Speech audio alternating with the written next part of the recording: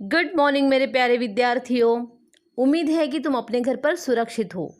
देखो मेरे प्यारे विद्यार्थियों, हम लोग पढ़ रहे हैं हमारा 8वां पाठ पूर्ण विश्राम, और इस पाठ के लेखक हैं सत्यकाम विद्यालंकार।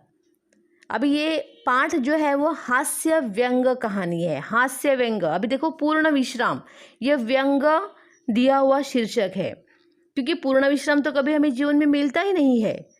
हम हमेशा किसी न किसी सोच में रहते हैं, और इसलिए जीवन में हमें कभी भी पूरी तरह से आराम नहीं मिलता। इसलिए लेखक ने इस पाठ का नाम दिया है पूर्ण विश्राम। ये व्यंग्य किया है, जो नहीं मिलता है उसके बारे में बोलना, ये व्यंग हो गया है। ओके, अभी देखो इस पाठ के माध्यम से लेखक जो है हमें बताना चाहते हैं कि हमारे जीवन में बहुत सारी मुसीबतें आती हैं, बहुत सारी भागदौड़ होती है, हम दौड़ते रहते हैं, और इसके कारण क्या हो जाता है, हमारा शरीर जो है वो थक जाता है, उसे विश्राम करने की आवश्यकता है। तो हम विश्राम करने के लिए भी चले जाएंगे ना, तो भी वहाँ पर क्या करते हैं, किसी न किसी छोटे छोटे बातों में उलझे रहते हैं, और इस उलझनों के कारण हम सही तरीके से विश्राम नहीं कर पाते।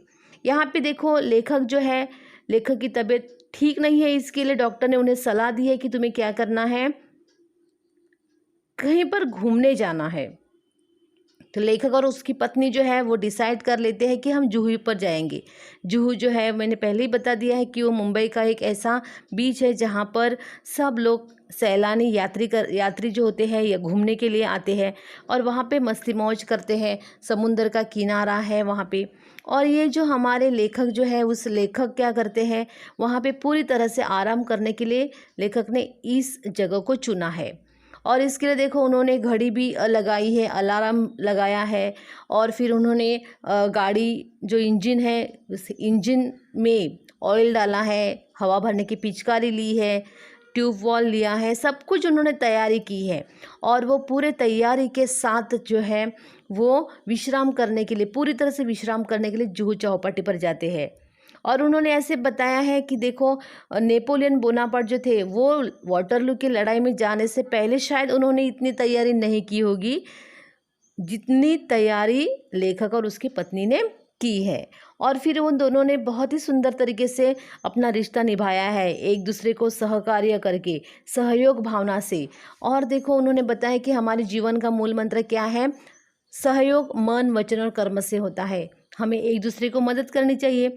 और इसलिए यहाँ पे लेखक और लेखक की जो पत्नी श्रीमती जी जो है वो एक दूसरे के काम में हाथ बटा रहे हैं और पूछ रहे हैं कि किन किन चीज़ों की आवश्यकता है।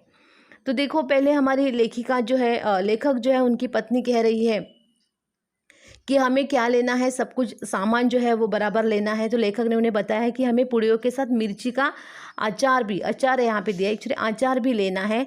श्रीमती जी ने कहा है कि नहीं, हमें सॉरी वो तो मैं ले लूँगी, लेकिन उसके साथ साथ हमें समाचार पत्र भी लेना है, क्योंकि मैंने उसे अभी पढ़ा नहीं है।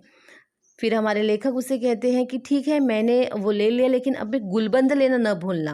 अभी गुलबंद क्या है, मफलर, जो ठंडी के मौसम में हम अपने कानों में पट्टी की तरह जिसका इस्तेमाल करते हैं उसे कहते हैं मफलर, क्योंकि वहाँ पर जुहू पर बड़ी सर्द हवा चलती है। ठंडी, सर्द का मतलब क्या है, ठंडी हवा चलती है। यहाँ तक हमारा हो गया था, और आज अभी हम आगे पढ़ेंगे। तुम्हारा ध्यान तुम्हारे टेक्स्ट बुक में दिया चलेगा, या स्क्रीन पर तुम्हें जो लाइन दिखाई अच्छी तरह से देती है तो वहाँ पर भी देखा तो कोई प्रॉब्लम नहीं है। गुलबंद तो रख लूँगी, लेकिन तुम कहीं बेदिंग सूट रखना ना भूल जाना, नहीं तो नहाना धरा रह जाएगा। अभी देखो ये उन्होंने बताया है कि गुलबंद तो मैं रख लूँगी, मुझे पता है वहाँ पे सर्द हवा है, उससे बचने के लिए हमें गुलबंद की आवश्यकता है, लेकिन तुम बेदिंग सूट, जो तैरने के लिए सूट होता है जिसके कारण मनुष्य डूबता नहीं है, पानी के ऊपर तैरता है, तो उस सूट को भूलना नहीं। अगर हम भूल गए तो क्या हो जाएगा, तो हमारा नहाना धरा रह जाएगा, धरा यानी कि अधूरा रह जाएगा। हम अच्छी तरह से पानी में तैर नहीं सकते, क्योंकि हर एक को तो तैरना नहीं आता है। वो बेदिंग सूट पहनने के बाद वो हमें डूबने नहीं देता है, इसके लिए वहाँ पे तैरने का मज़ा बहुत आती है। हाँ, मज़ा जो होता है वो आता है। और इसके लिए उन्होंने क्या कहा है कि उसे बेदिंग सूट को रखना न भूलना, नहीं तो ये हम इस आनंद से वंचित रह जाएंगे। ओके, फिर लेखक कहते और तुम कहीं रबर कैप भूल गई तो गजब हो जाएगा। अभी लेखक भी अपनी पत्नी से कहते तुम्हें क्या करना है, रबर की कैप लेनी है।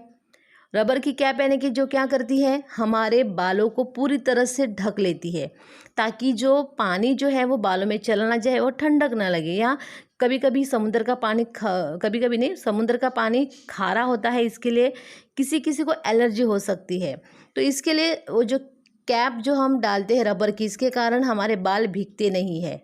हाँ, तो उन्होंने कहा तो फिर गजब हो जाएगा, प्रॉब्लम हो जाएगा। गजब का मतलब क्या, प्रॉब्लम, समस्या खड़ी हो जाएगी। तो वो कहती नहीं वो तो रख लूँगी, लेकिन कुछ नोट पेपर लिफाफे भी रख लेना, और देखो राइटिंग पैड भी ना भूल जाना। वो लेखिका श्रीमती जी अपने पति से यानी लेखक से कह रही है कि आपको नोट पेपर लिखना है, लिफाफे लिखना है, और राइटिंग पैड भूलना नहीं। राइटिंग पैड की क्या करोगी? अभी लेखक के मन में सवाल आया कि अरे हम लोग घूमने जा रहे हैं तो राइटिंग पैड क्यों चाहिए वहाँ पे? तो उसकी श्रीमती जी उसे कहती है कई दिन से माँ की चिट्ठी आई पड़ी है, जुहू पर खाली बैठे जवाब भी दे दूंगी, यो तो वक्त भी नहीं मिलता। देखो उसने क्या कहा है कि मेरे माँ ने मुझसे बहुत चिट्ठी लिखी है। पहले के ज़माने में मोबाइल नहीं था, तो इसलिए माँ और बेटी की मुलाकात नहीं होती थी, ना ही वो फ़ोन पर बातें करते थे। तब चिट्ठियों के माध्यम से एक दूसरे के बारे में वो पूछताछ करते थे, तो इसलिए उसकी माँ ने उसकी पूछताछ करने के लिए चिट्ठियाँ भेजी है। इसकी लेखिका यानी कि श्रीमती जी है, उन्होंने चिट्ठी के जवाब नहीं दिए क्योंकि उन्हें बहुत काम था, उसे वक्त नहीं मिला। वक्त का मतलब क्या है, समय। उन्हें समय नहीं मिला, और इसलिए समय के कमी के कारण श्रीमती जी माँ को चिट्ठी नहीं लिख पाई। तो उसने अभी सोचा है कि हम जुहू पर खाली बैठेंगे, खाली यानी कि फ्री बैठेंगे, और इसके लिए हम क्या करेंगे, वहाँ पर राइटिंग पैड ले लेंगे, ताकि जो समय मिले उस समय में मैं माँ को चिट्ठी लिख सकूँ। और ज़रा वे चिट्ठियों भी रख लेना, चिट्ठियाँ भी देख लेना जिनके जवाब देने हैं। चिट्ठियाँ ही रह गई तो जवाब किससे दोगे? उसने कहा अभी हाँ, अभी माँ ने जो चिट्ठी भेजी है उसे भी तो लेना पड़ेगा, कि उसने कुछ सवाल पूछे होंगे ना, तो उसके जवाब भी देने हैं। अगर वो चिट्ठियाँ मैंने नहीं ली तो मैं उसका जवाब नहीं दे पाएगी, तो उसे हमें ले लेना चाहिए। और सुनो, बिजली के बिल और बीमा के नोटिस आ पड़े हैं, उनका भी भुगतान करना है, उन्हें भी डाल देना। यानी कि बीमा और बिजली के बिल जो है उसे अच्छे से देखा नहीं, कितने आ गए कितने नहीं, तो उसे देखना बाकी है, क्योंकि उन दोनों के पास समय नहीं है। उसका भुगतान करना, उसे भरना है, तो वो भी डाल दे दो। हम वहाँ पे रखो, हम देखेंगे कि क्या कैसे करना है, किस समय पर हमारे बीमा की तारीख है, कैसे किस समय भरना है, हम देख लेंगे वहाँ पे। उस दिन तुम धूप का चश्मा भूल गए तो सर का दर्द चढ़ गया, इसलिए कहती हूँ छतरी भी रख लेना। अभी देखो लेखक जो है वो अपनी पत्नी से कहते हैं कि लेखक अपने पत्नी से कहते कि धूप का चश्मा भूलना नहीं। अभी धूप का, वहाँ पे करारी धूप होती है। हाँ, वो आगे उन्होंने कहा है कि धूप का चश्मा भूलना नहीं तो सर का दर्द, क्योंकि हम जब बहुत तेज प्रकाश में चले जाते तो हमारा सर दर्द होने लगता है, और इसलिए उन्होंने कहा है कि चश्मे के साथ साथ हमें छतरी भी रख लेना चाहिए। अच्छा बाबा, रख लूँगा। और देखो धूप से बचने की क्रीम भी रख लेना, शाम तक छाले ना पड़ जाए, वहाँ बहुत करारी धूप पड़ती है। अभी ये जो है ना लेखिका जो है लेखिका ही आती है मेरे मुख में, ये श्रीमती जी जो है वो हमेशा क्या करती है, उसे कहती रहती कि हमें अभी क्या करना है, उसके साथ साथ धूप से बचने के लिए क्रीम भी लगानी है। तुम लोग फिल्मों में देखते हो या एडवर्टाइज देखते हो ना, कि वहाँ पे बाहर ज़्यादा से ज़्यादा हम विज्ञापन में देखते हैं, एडवर्टाइज में, टीवी पर देखते हैं कि जो बहुत कड़ी धूप होती है और धूप में जो हमारी हीरोइन बाहर निकलती है, फिर वो कहती मैं इस क्रीम का इस्तेमाल करती हूँ, इसके लिए मुझे कुछ नहीं होता है, और ये मेरे सौंदर्य का रहस्य भी है। हाँ, वो तुमने देखा होगा, विज्ञापन देखा होगा ना। और इसलिए वो क्या करते हैं कि तुम्हें क्रीम लगानी है, ताकि धूप का असर तुम्हारे शरीर पर ना हो और छाले ना पड़ जाए, क्रैक्स हो जाते हैं हमारे, तो वो ना आ जाए, क्योंकि वहाँ पे करारी का मतलब बहुत तेज धूप वहाँ पे पड़ती है। श्रीमती जी कहती तो जा रही थी कि रख लूँगी, लेकिन ढूंढ रही थी नेल कटर, कैंची, ब्रश और सब तो मिल गया, मिल गया था, लेकिन नेल कटर नहीं मिल रहा था, इसलिए बहुत घबराई हुई थी। अभी देखो वो कुछ तो ढूंढ रही थी, और लेखक ने अपनी पत्नी को अच्छे से समझ लिया, भाप लिया है, जान लिया है कि उसके चेहरे पर कोई चिंता है, वो किसे ढूंढ रही है। तो लेखक ने उससे पूछा कि उसे क्या नहीं मिल रहा था? Nail cutter.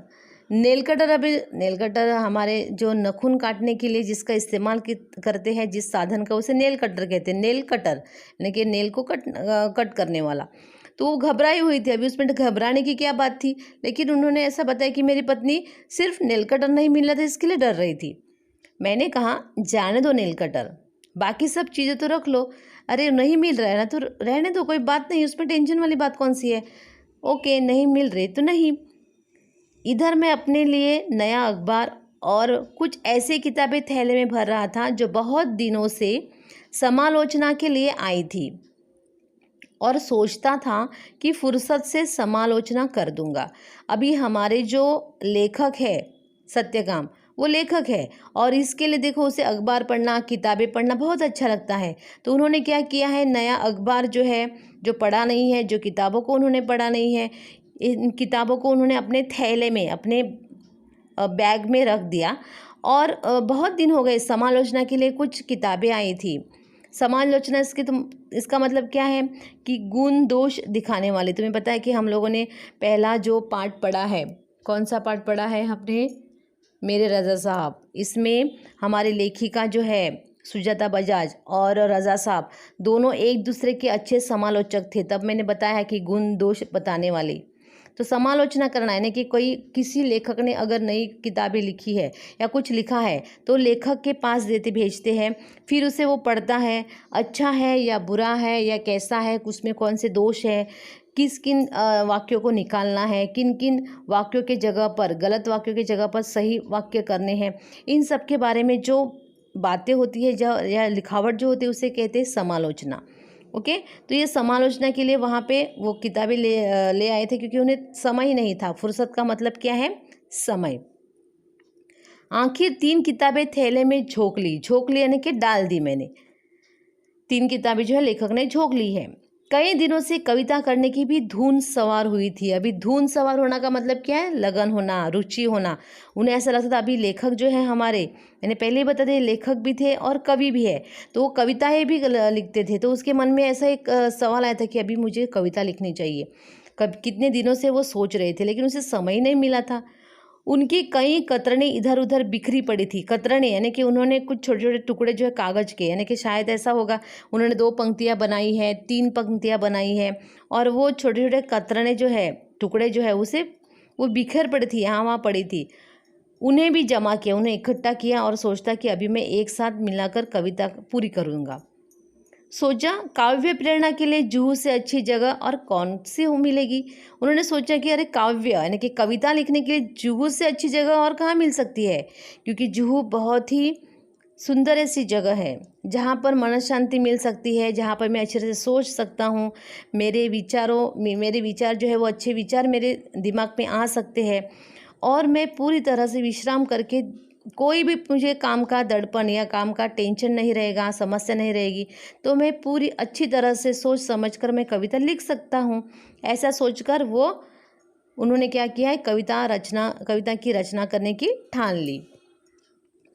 आखिर कई अटैची का मतलब क्या है? ब्रीफकेस। कई थैले, कई झोले का मतलब स्विंग, हाँ, झोली रहती है ना, वो भरकर हम जुहू पहुँचे। ये सब सामान ले लिया उसने। देखो अभी वो विश्राम करने के लिए गए हैं, लेकिन साथ में सामान कितना लिया देखो, ब्रीफकेस लिया है, झोले लिए, थैले लिए, सब पूरा सामान लेकर वो गए हैं। 5-7 मिनट तो हम स्वप्नलोक में विचरते रहे। स्वप्नलोक में विचरना यानी कि अपने ख्यालों में खो जाना। कैसल इन द एयर हम बोलते हैं ना, हवा महल बनाना, यानी कि सिर्फ ऐसा जैसे स्वप्न में, हाँ ये सब सही है, हम सच्ची में समुद्र के किनारे आए हैं या नहीं है। वो अपने ही सपने में खो गए। अपने सपने में देखो, मनुष्य को सपना देखना बहुत अच्छा लगता है।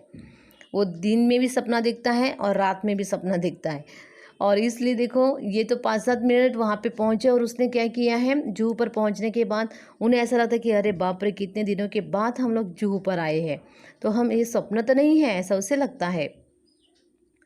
हम समुद्र में नहाने को चल पड़े। अभी ये लेखक जो है वो समुद्र में नहाने के लिए चल पड़े हैं।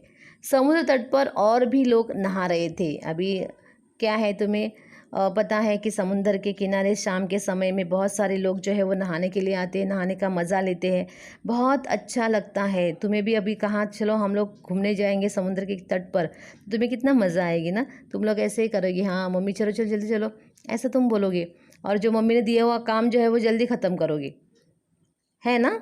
क्योंकि हमें अच्छा लगता है समुद्र में जो हवा बहती है, समुद्र के तट पर हवा बहती है, बहुत सारे लोग आते हैं, वहाँ पे समुद्र की लहरें आती है।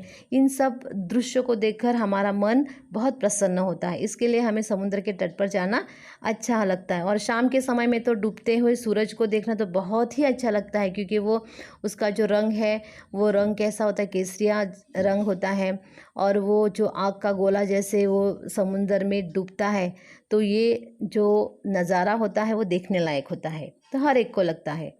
एक ऊंची लहर ने आकर हम दोनों को ढक लिया। बहुत ऊंची ऊंची लहरें आ रही थी। लहर की उस थपेट से न जाने श्रीमती जी के मस्तिष्क में क्या नई स्फूर्ति आ गई कि उन्होंने मुझसे पूछा, तुम्हें याद है बरमादे की खिड़की को तुमने अंदर से बंद कर दिया था या नहीं? अभी देखो यहाँ पे लहर है, लहर ल, लेकिन प्रोनाउंसिएशन ल नहीं करना, लहर, लहर। अभी जैसे वो लहर आ गई ना, लहर की थपेट मैंने कि ऊंची लहर उसके छुआ, जब श्रीमती और लेखक को छुआ, तब उसके मस्तिष्क में, मस्तिष्क का मतलब क्या है, दिमाग में एक स्फूर्ति आ गई, एक तेज, अचानक से कुछ उसे याद आ गई। और उसने कहा कि तुम्हें याद है कि हमने बरमादे की खिड़की, यानी कि अभी बरमादा जो है वरंडा बोलते हैं, वरंडा, तो यहाँ पे हमने हॉल लिया तो चलेगा, हॉल की खिड़की जो है उसे बंद किया है नहीं, उसे याद आ रही है। अभी फ़िलहाल वो लोग क्यों गए हैं वहाँ पे, क्यों गए हैं बताओ मुझे, क्यों गए वहाँ पे? मस्ती मजा करने के लिए, विश्राम करने के लिए गए हैं। तो विश्राम करने के लिए तो उसके बारे में सोचना चाहिए था, लेकिन क्या हो गया है, वहाँ पे उसे याद किसकी आ गई, घर की याद आ गई, कि घर की जो बरामदे में खिड़की है उसकी चटखनी है, यानी कि हम लोग मराठी में से बोलते कड़ी, वो लगाई है या नहीं, लॉक किया है या नहीं, उसे समझ में नहीं आ रहा है। मैं कह उठा, मुझे तो कुछ याद नहीं पड़ता। लेखक ने कहा, मुझे पता नहीं है।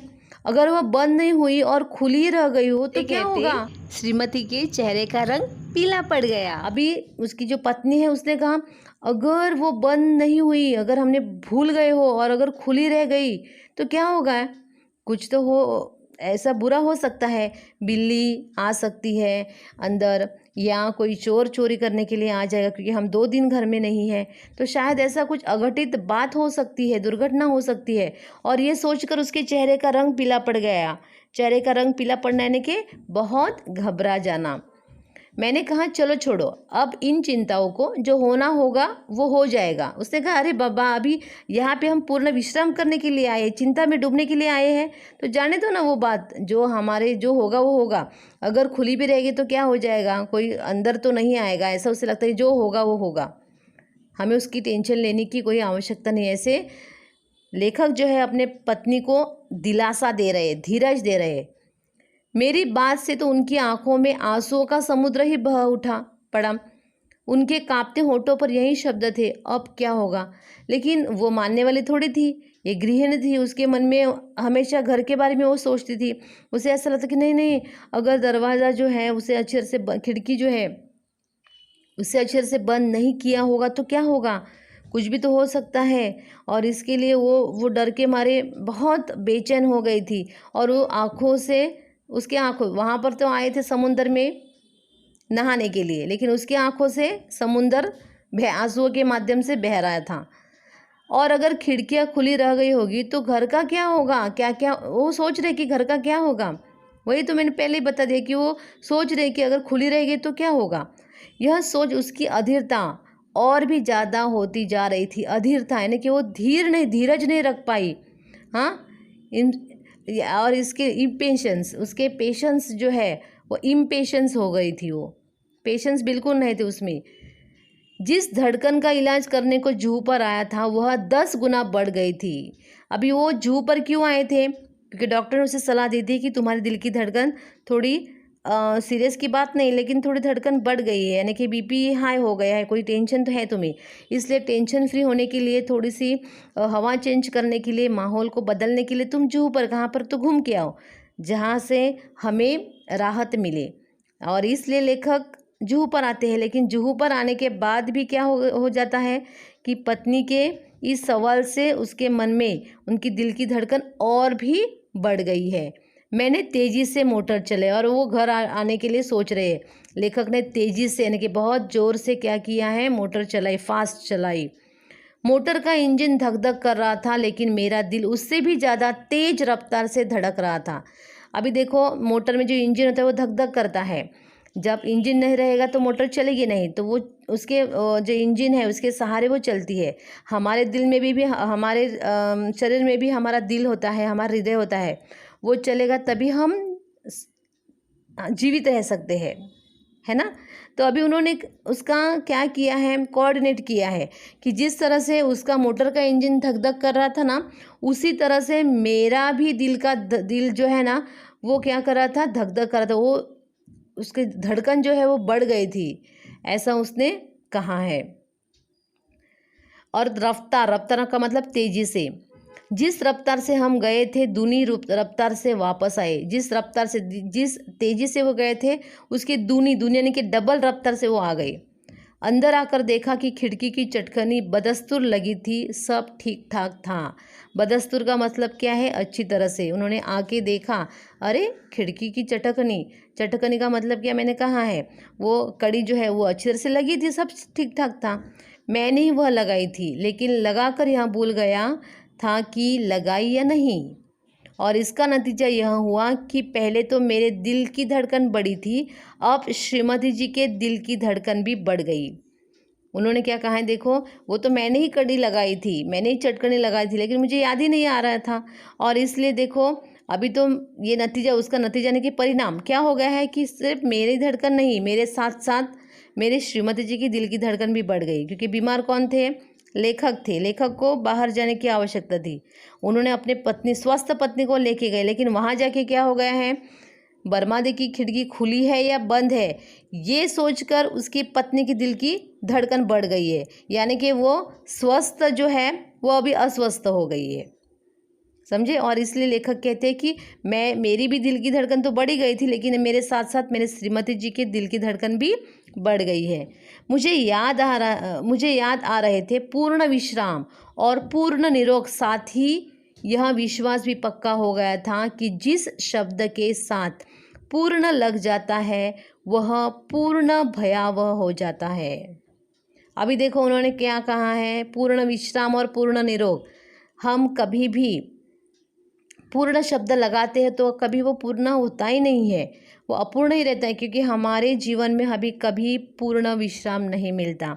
अगर हम विश्राम भी करेंगे, किसी कारणवश हमें बुखार आया है या ऑपरेशन हो गया है या किसी कारणवश हम स्वस्थ पड़े हैं अपने बेड पर, फिर भी हमारा जो मन है वो सोचता ही रहता है। हमारे मन में न जाने कितने सारे ख्याल आते रहते हैं, यानी कि हमारा मस्तिष्क जो है, हमारा मन जो है वो पूरी तरह से विश्राम नहीं कर पाता। और इसलिए कभी कभी ऐसा होता है कि हम गहरी नींद में होते हैं तो उसमें सपने में चले जाते हैं, तो सपने में भी हम कुछ ना कुछ ऐसे सपने देखते हैं जो डरावने होते हैं। कभी कभी बहुत खूबसूरत सपने भी आते हैं, हम स्वर्ग में पहुंच गए। तो कभी कभी दुर्घटना वाले होते हैं और फिर हम डर जाते हैं। तो ये सब ऐसा कभी होता ही नहीं है कि हमें पूर्ण आराम मिलेगा या पूर्ण विश्राम मिलेगा, क्योंकि लेखक कहते हैं कि पूर्ण, ये शब्द भयावह का मतलब क्या है, डरावना सा लगता है, क्योंकि पूरी तरह से कुछ होता ही नहीं है। जो होता है वो अधूरा ही होता है। और हमारे जीवन में इतनी भाग दौड़ है, आज के ज़माने में तो कोरोना ने हमें बहुत कुछ बातें सिखाई है। और इसलिए देखो, हमें बार बार सोचना पड़ता है, जहाँ जाना है वहाँ जाना है या नहीं जाना है, किसे छूना है नहीं छूना है, ये इन सब बातों को ध्यान में रखना होता है। और हमें पूरी तरह से आराम मिलता ही नहीं है, क्योंकि अभी देखो कोरोना जिसे हो गया वो क्या करेंगे, 14 दिन क्वारंटाइन रहते, लेकिन क्या वो आराम करते हैं, पूरी विश्राम करते हैं? नहीं, वो तो डरे हुए रहते हैं। ऐसा लेखक कहते हैं कि हमारी इस भागदौड़ में हम पूरी तरह से विश्राम नहीं कर सकते। ओके, हमारा पाठ यहाँ पे ख़त्म हो गया है। अभी देखो हमारी जो कृतियाँ हैं, तुमने पहली वाली कृतियाँ लिखी होगी, आगे लिखना है तुम्हें। देखो, जूहू जाते समय साथ ले गई वस्तुएं, पुड़ियों के साथ मिर्ची का अचार, नोट पेपर, लिफाफे, राइटिंग पैड, बिजली के बिल, बीमा के नोटिस, धूप का चश्मा, क्रीम, छतरी। अभी एग्ज़ाम में आएगा तो उन सबको लिखना आवश्यक नहीं है, जो जो जितने भी दिए हैं ना, सिर्फ उसे ही तुम्हें लिखना है। आगे देखो, पर्यायवाची शब्द, ऐनक यानी कि चश्मा, रात रात्रि निशा, अखबार समाचार पत्र, घर गृह निवास, धाम सदन, ये भी शब्द है। अभी देखो यहाँ पे मैंने भिन्नार्थ शब्द दिए जिनका प्रोनाउंसिएशन, जिसकी स्पेलिंग एक ही है लेकिन अर्थ अलग अलग है। अभी देखो इसमें पहला कौन सा है, हार। एक हार का मतलब क्या है, गले का हार, और दूसरे हार का मतलब क्या है, पराजय। तो देखो यहाँ पे राम के गले में सुंदर हार है, और दूसरा वाक्य है युद्ध में अंग्रेजों की हार हुई। दूसरा देखो, वार। एक वार का मतलब क्या है, सप्ताह का प्रत्येक दिन, यानी कि सोमवार, मंगलवार, बुधवार, ये वार है। तो आज कौन सा वार है, ये उसका एक सेंटेंस है। और दूसरा, वार का मतलब प्रहार, आघात। शिकारी ने शिकार पर वार किया, तलवार से वार किया तो भी चलेगा। तुम्हें अपने अपने शब्दों में अगर तुम्हें लिखना तुम लिख सकते हो, मुझे कोई ऐतराज़ नहीं है कि तुम्हें सिर्फ यही लिखना है। अभी मैंने यहाँ पे दिया आज कौन सा वार है, तुम लोग वहाँ पे लिख सकते हैं आज सोमवार है। ना तीसरा देखो, हल। हल का मतलब समाधान, यानी कि प्रॉब्लम सॉल्व करना। मैंने समस्या का हल ढूंढ लिया। दूसरा, हल का मतलब क्या है, खेत में जोतने का उपकरण, हाँ, जिसे हम मराठी में बोलते हैं नांगर। नांगरनी करने, खेत जोतने के लिए हल आवश्यक है। आगे देखो, सीना। एक सीना का मतलब क्या है, छाती। और एक सीना का मतलब जब कपड़ा फट जाता है और उसे हम सीते हैं ना, उसे कहते हैं सीना। पहला वाक्य देखो, मेरे सीने में दर्द हो रहा है। और दूसरा जो है, मेरी कमीज़ फटी है, उसे सीना पड़ेगा। उसे धागे से, सुई धागे से सीना पड़ेगा। पांचवा देखो, ज्वार। ज्वार का मतलब एक बुखार है, और एक देखो उन्होंने कहा है एक अन्न का प्रकार है, जब हम ज्वारी का रोटी जो है उसे बनाते हैं। शाम की तबीयत ठीक नहीं है, उसे बहुत ज्वार आया है। मैं वहाँ पे बुखार है, तो तुम्हें बुखार के जगह पर ज्वार लिखना है, ज्वार है। और दूसरा है अन्न का एक प्रकार, देखो इस बार ज्वार खेतों में अधिक हुई। आगे का है सुमन। सुमन का मतलब क्या है, एक है फूल और दूसरा है सुंदर मन वाला। तो देखो यहाँ पे, बगीचे में सुंदर सुमन खिले हुए हैं। और दूसरा है, सुमन से हमें दूसरों की सेवा करनी चाहिए, यानी कि अच्छे मन से हमें दूसरों की सेवा करनी चाहिए। ये जो कृतियाँ दी है, इन सभी कृतियों को तुम्हें अपने नोटबुक में सुंदर हस्ताक्षर में लिखनी है। ओके, उम्मीद करती हूँ कि ये पाठ तुम्हें अच्छी तरह से समझ में आया होगा। अपने घर पर रहो, सुरक्षित रहो और अपना ख्याल रखो। Okay, bye bye, see you.